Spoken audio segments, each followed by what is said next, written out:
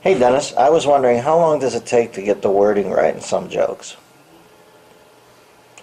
I don't know, as I've gotten older I've gotten better at it. I can usually shoot stuff out of my mouth and keep it almost intact. But for an HBO special, I can go over a joke 20 times, you know, when I'm trying to bonsai it. That's why I always feel like Mr. Miyagi.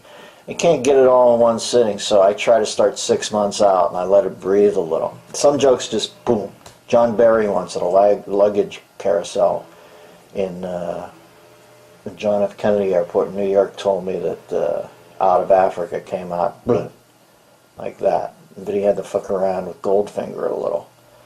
But isn't that funny? You know, Goldfinger you would think would be the one. And when I go blah, those are two great songs. But you would think that was the one that would come out almost in Goldfinger, you know, but he had to tinker with that one. But Out of Africa, the beautiful music, he said it just came out.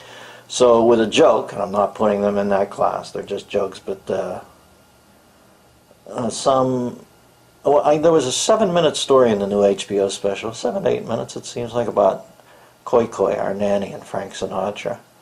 And since it was a departure for me, and it wasn't jokes, it was more a story about something that really happened in our life, I polished that a lot. I wanted to get the language just right on it, because I was in uncomfortable territory.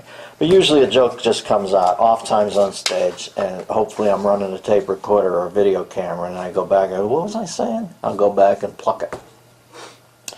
Do you workshop it at home? I never workshopped anything in my life. I say it out loud in front of a mirror, if that's what you're calling workshop. And when I call somebody on the phone, I don't call it reaching out. I'm still in the old ways. I don't workshop, I say it out loud in front of a mirror, and I don't reach out to people, I call them. Brian Regan has 2 performances, I'm fez bagging, that are just perfect in timing and word use. I Walked on the Moon and Brian Regan Live. As an example, when he is talking, who is this? Paul from Springfield, Illinois. I always get uncomfortable when comedy's broken down too much.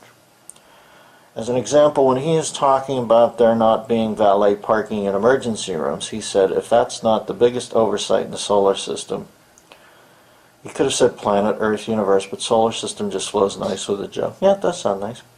Must be a good feeling when you come up with a word that fits perfect. Well, not as good as noticing when somebody comes up with a word that fits perfect. Folly.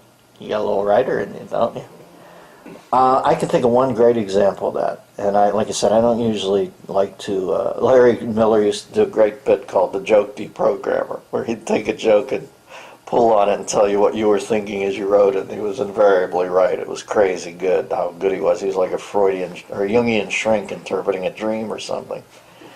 The joke deprogrammer. But I do remember Ronnie Shakes having a great joke that used to kill me. It would take my breath away because of the word selection. It was a joke about instead of miniature bat night at Yankee Stadium, he said one night I'd like to go and have something really surrealistic like Pope's Hat Night, where all 60,000 people at Yankee Stadium had been given a Pope's mitre. He said, I love the idea of a guy stepping up to the plate, rubbing his hands and looking up at the crowd, like noticing it and stepping back and saying, wow, I hope it's Pope's Hat Night.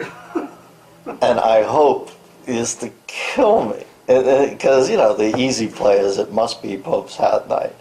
But I hope used to just take my breath away because it was like this could have been random, that everybody just decided to show up in their mitre.